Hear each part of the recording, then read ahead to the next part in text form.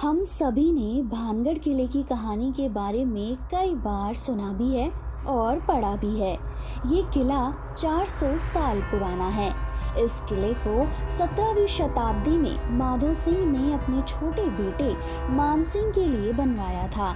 बताया जाता है कि जिस धरती पर भानगढ़ किला खड़ा है वो गुरु बालूनाथ नामक शक्तिशाली तपस्वी का था।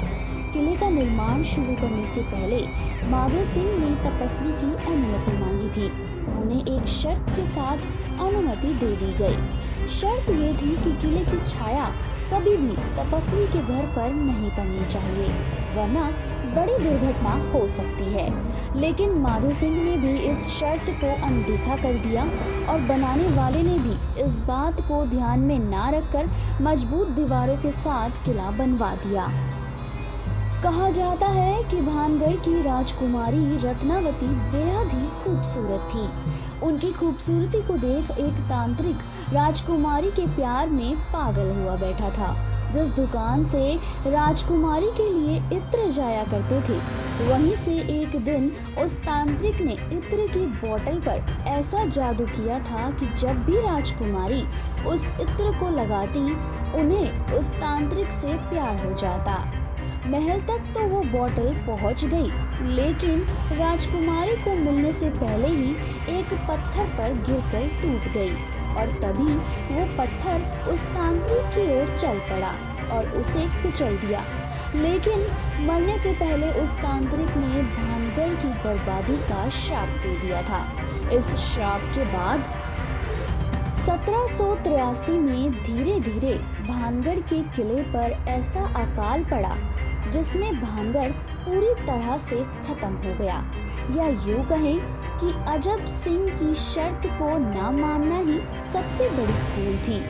बहुत टाइम बाद जाकर पर्यटकों के लिए इस किले को एक बहुत ही खूबसूरत जगह की तरह पेश किया गया, लेकिन उस श्राप के कारण ये किला एक भूतिया जगह माना जाता है।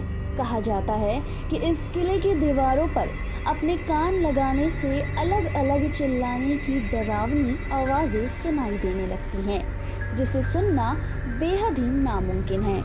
कई लोगों ने ये भी दावा किया है कि वहाँ पर किसी औरत के चिल्लाने की कुछ अजीब सी आवाज़ें सुनाई देती हैं। कहा जाता है कि कुछ लोग शाम के वक्त किले के अंदर घूमने तो गए, लेकिन वापस लौटकर कभी नहीं आए।